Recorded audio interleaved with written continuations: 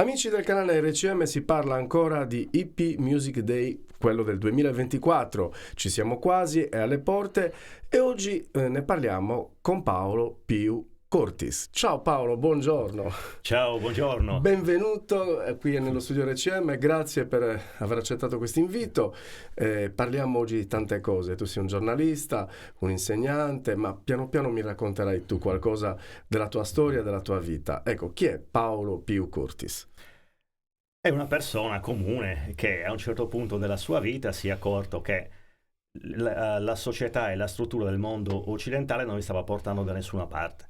Per cui ho deciso di dare una svolta decisiva e ho seguito quello che allora era soltanto un sogno, e cioè imparare qualcosa di diverso, nello specifico la cultura dei nativi americani. Ecco, E sono andato in Nord America proprio con questo intento. Sono andato in Canada per cercare quelli che qui sono chiamati gli indiani, i mitici indiani.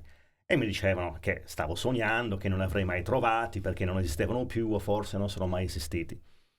Io, conoscendo il mio bel carattere non molto affine alle regole convenzionali, sono andato lo stesso e ho avuto la fortuna di incontrarli da subito nelle loro riserve, nel Canada, sia nell'Ontario che nel Quebec. Ne ho girato 5, almeno 5-6 diverse. ma che bello, quindi sei anche un ricercatore.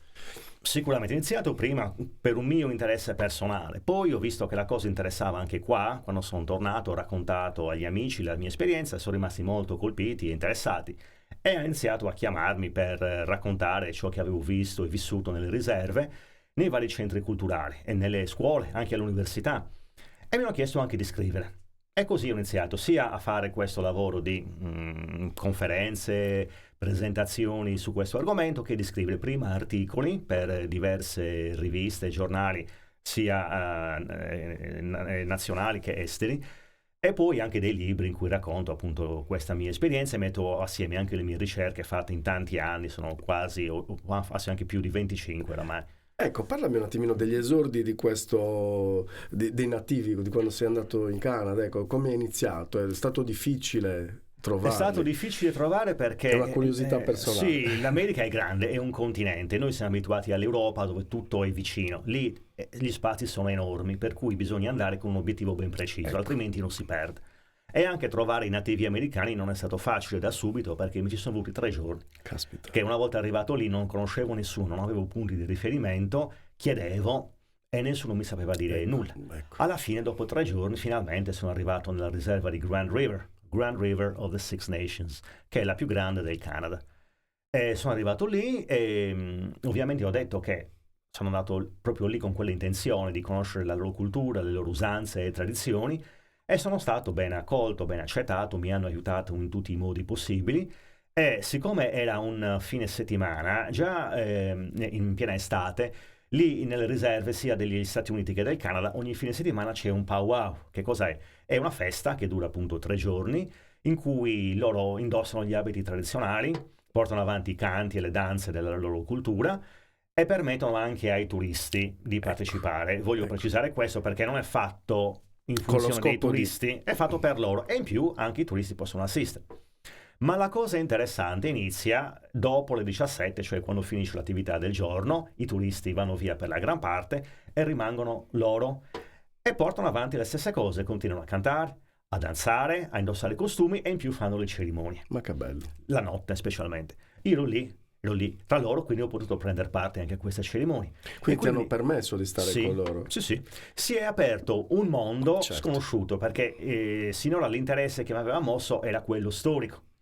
Anche i film hanno fatto la loro parte perché tutti abbiamo visto i bei film western del passato e abbiamo avuto questa immagine un po' mitizzata dei nativi americani, del periodo coloniale, delle scoperte del nuovo mondo. Lì si scopre invece un altro mondo fatto di persone che amano la condivisione, persone allegre, che scherzano, che ridono volentieri, che soprattutto persone spirituali che Ecco. fanno cerimonie per cui la parte del sacro nella loro vita ha un'importanza fondamentale. Ecco. E queste cose generalmente non si sanno. Ecco, sono monoteisti o politeisti? Monoteisti. Poi Monoteisti. bisogna fare una distinzione Ecco. perché l'area mesoamericana, quindi l'area del Messico, lì hanno tutto un pantheon di divinità e quindi lì sono politeisti. Negli Stati Uniti, quindi dalle grandi pianure sino ai grandi laghi del Canada, invece sono monoteisti. Però non si può definire la loro forma di culto come una religione convenzionale come le che nostre. noi siamo abituati alla nostra. Esatto, è una forma di spiritualità. Cioè, giusto per far capire il concetto, le religioni in genere creano dogmi, scismi all'interno, Certo. E soprattutto conflitti. Esatto. Lì invece non ci sono né dogmi, né scismi, né conflitti, perché la spiritualità che loro esercitano è quella di rendere grazie al Creatore per tutti i doni che riceviamo. Bellissimo. E non c'è contrasto. Bellissimo. È un bello spirito, Paolo, questo. Ecco, tu quindi hai avuto modo di stare con loro e prendere questo tipo di cultura, ma l'hai fatta poi anche tua? Sì. Ecco, Sì, infatti una volta che ho imparato, che ho conosciuto questo mondo, ho imparato le loro tradizioni, le loro usanze, ho partecipato alle cerimonie, ovviamente è una cosa che ti entra dentro, non la puoi lasciare quando poi ritorni in patria. E quindi me la sono portata appresso, è qualcosa che porto avanti appunto da 25 anni, diffondendo la loro cultura, le loro tradizioni, appunto le cerimonie, quello che posso fare perché sono stato autorizzato a farlo, non per altro, perché sennò non mi potrei permettere di fare una cosa del genere. E invece mi hanno dato questo incarico ben preciso. Quando io sono stato con loro, ci sono stato per 11 anni in Canada, nei mesi estivi, più anche in Messico l'anno successivo, volevo restare con loro. Ma mi hanno detto per ben 2 volte in tempi diversi e persone diverse, mi hanno detto tu non devi stare qua, tu devi tornare nel tuo paese, perché hai visto come viviamo, hai visto qual è la nostra cultura e la devi diffondere lì, in quanto noi non conosciamo la lingua del tuo paese, tu sì, e puoi fare da tramite, da ponte di collegamento. Esatto. E questo è quello che io nel mio piccolo faccio. Paolo, ma tu sei un uomo di grande cultura, perché chi ha viaggiato, chi ha preso questo tipo di spiritualità, perché e poi è anche cultura, ecco. Poi ti vedo qua, mi hai portato, cos'è questo? Un tamburo, cosa... parlamene tu, sì, o devi arrivare prima con qualcos'altro? Ecco. No, possiamo dire quello che vogliamo, ecco, non c'è problema. Vai a ruota libera senza limiti. Il tamburo, grazie, il tamburo è un grande strumento perché è un mezzo di comunicazione, ma è anche un mezzo di trasporto, non nel campo fisico, ma in un'altra dimensione, in quella spirituale.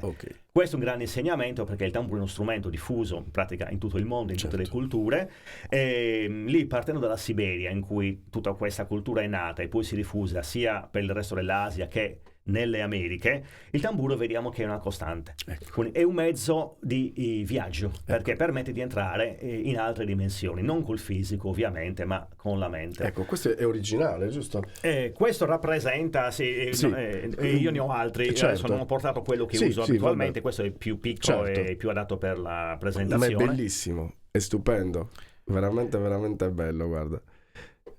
Ma che meraviglia. Ci sono incisi dei simboli che sono il sole e la luna, e si può usare per tante situazioni diverse. Si può usare per cantare, per danzare o per fare anche la meditazione. Certo.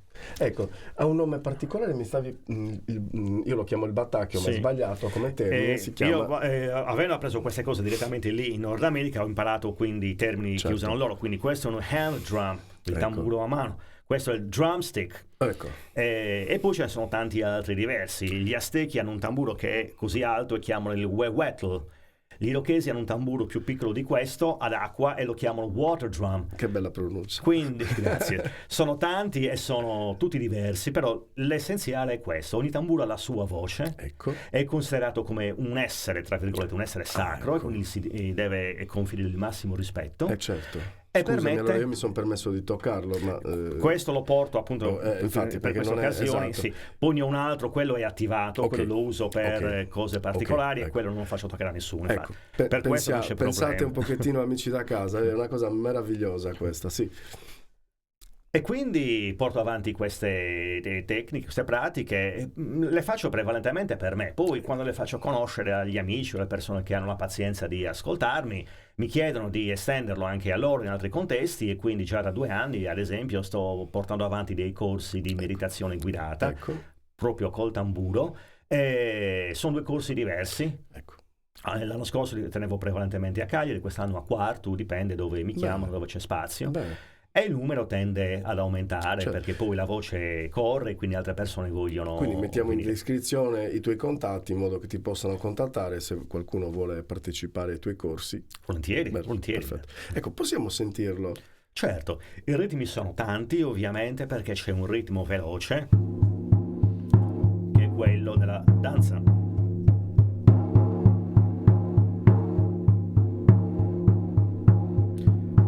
C'è un altro che veniva usato nelle grandi pianure per incitare il cavallo a correre.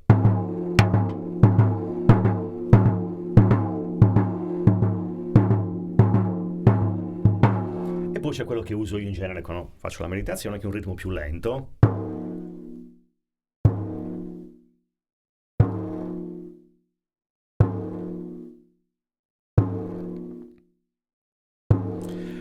È quello che uso in quanto questo suono ripetuto nel tempo, in un tempo lungo di minimo mezz'ora, 3/4 d'ora, permette alla mente di entrare in uno altro stato di coscienza e quindi favorisce la meditazione. Ecco. La tua presenza all'Hippie Music Day è legata anche alla diffusione di questo spirito dei nativi.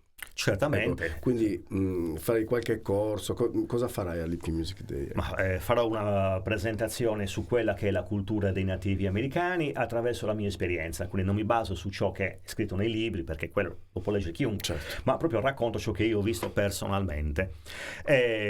Sicuramente farò 1 o 2 canti col tamburo, con i sonagli, per far capire che cosa significa il canto, che è diverso da quello della nostra cultura, perché non è una canzone di intrattenimento, ma è un canto, a volte con testo, altre volte con dei vocalizzi, perché ciò che è importante ancora una volta è il suono del tamburo. Certo. Perché il suono del tamburo è il battito del cuore della madre terra, che si ricollega col nostro battito del cuore e ci ricollega quindi a ciò che noi siamo, cioè parte di un tutto che parte dalla terra, da tutti gli elementi naturali e arriva fino alle forze spirituali, perché noi siamo una parte del tutto, non ne siamo distaccati. Quindi cuore, mente nei diversi stati si collegano all'unisono col suono del tamburo. Sì. Bellissimo. E questa è una cosa molto interessante, perché sono state fatte anche delle ricerche specifiche negli Stati Uniti e hanno dimostrato che il suono lento e ripetuto del tamburo, come il ritmo che vi ho fatto sentire poco fa, permette appunto di attivare quelle parti del cervello che in genere non sono attivate perché non sono interessati al pensiero razionale. Quindi potenzia le capacità che abbiamo tutti,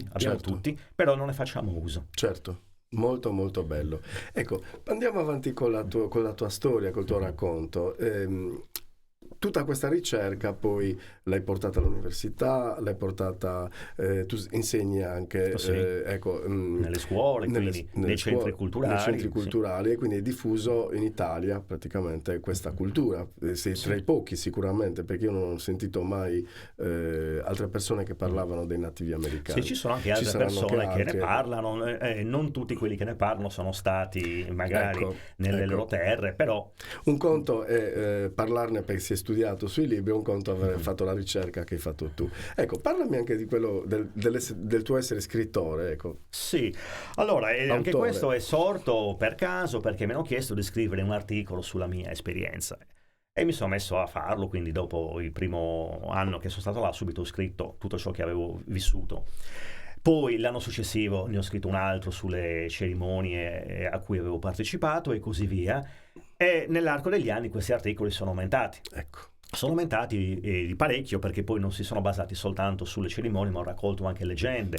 Tra l'altro alcune inedite non soltanto da noi in Italia, ma anche in America. Perché la cultura dei nativi americani si trasmette oralmente, quindi non tutto è stato scritto, e ho sentito delle leggende o delle varianti che non ho trovato in nessun altro testo che ho consultato, e quindi le ho raccolte e le ho pubblicate in Italia per la prima volta. Ma che bello. Tutto questo materiale ha dato vita quindi al mio primo libro, che è Viaggio nella terra dei nativi nel Nord America. Ecco, che vi ho portato per conoscenza. Ma che bello. Ecco qua. Viaggio nella terra dei nativi del Nord America, Paolo Più Cortis, un bellissimo libro che io vi invito ad acquistare. Questo lo trovano dappertutto. Questo lo porterò al Festival Hippie per chi è interessato. Ecco. E tra l'altro la casa editrice me l'ha suggerita un amico carissimo, dove anche lui ha pubblicato il suo libro, che è proprio Giovanni Solinas, l'organizzatore delle Hippie Music Day. A proposito, amici da casa, vi invito a prenotare i biglietti al box office, perché manca poco, mancano 2 mesi, poi non vorrei che rischiate di non trovarli più, quindi mi raccomando, prenotateli subito. Trovate il sito istituzionale dell'Hippie Music Day 2024, ma lo trovate dappertutto, in tutti i social, e soprattutto trovate i biglietti al box office, quindi non esitate a prenotarlo ovunque vi troviate, in qualunque punto d'Italia o dell'Europa. potete tranquillamente prenotare. Quindi Paolo ci delizierà all'Hippie Music Day con la sua scienza, io la chiamo così. La mia conoscenza. La tua conoscenza. E poi insomma hai fatto un lavoro non solo da autore ma anche da giornalista, perché hai documentato cose inedite ed è la cosa bella. Quindi queste sono le loro tende in copertina. Sì, questa è una foto che ho fatto nella riserva di Six Nations, che è la più grande del Canada. L'ultimo anno che sono stato in quella riserva c'era il First International Summit di tutte le nazioni del Nord America, quindi c'erano gli Inuit, che sarebbero quelli che noi chiamiamo gli eschimesi, certo, sino ai Maya del Messico. E sono arrivati anche i Lakota, conosciuti da noi come Sioux. E loro, anziché montare le solite tende che abbiamo anche noi a forma di glu, hanno montato i tipi originali e ci siamo infatti soffermati ad ammirarli, perché non è una cosa comune. Questi sono 2 dei 3, quindi non sono turistici, loro proprio dormivano in queste tende, le tende a tipi, e ho filmato tutto il montaggio, la costruzione delle tende, quindi anche questo documento antropologico. Questo tipo di tenda era la mia preferita da bambino, quando giocavamo. È quella che si vede di più nei film, ma le loro abitazioni esatto, hanno tante forme diverse. Questa è la più conosciuta, ma non è l'unica. Non è l'unica, bellissimo, veramente veramente bello.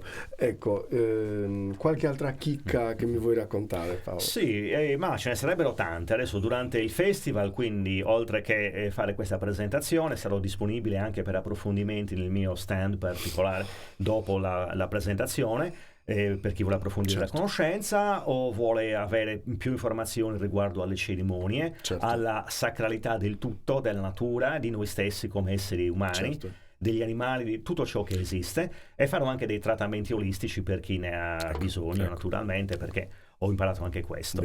E in più sarò anche lieto di leggere alcuni componimenti, questa volta non in prosa ma in poesia, che ho scritto, che riguardano appunto sia i nativi americani, che la riconnessione con la natura, e che lo spirito stesso degli hippie. Ecco. Perché anche se non siamo più negli anni 60 non è mai morto, esiste ancora oggi, e i loro insegnamenti sono quelli che porto avanti io, più o meno, per quanto riguarda la condivisione universale, l'amore universale, eliminando le cose negative. Ecco. E anche lì vediamo che la musica ha la sua importanza radicale molto marcata. E chi meglio della tua presenza poteva deliziare l'Hippie Music Day, perché tu sai che l'Hippie Music Day è un messaggio di pace, e mi pare di capire che loro, i nativi americani, sono un popolo di pace, un popolo d'amore, quindi si parla di pace e di amore, e quindi Hippie Music Day 2024. Sì, ti ringrazio per questo che hai detto, ma sicuramente c'è da fare questa precisazione, appunto, che i nativi americani non sono un popolo di guerrieri,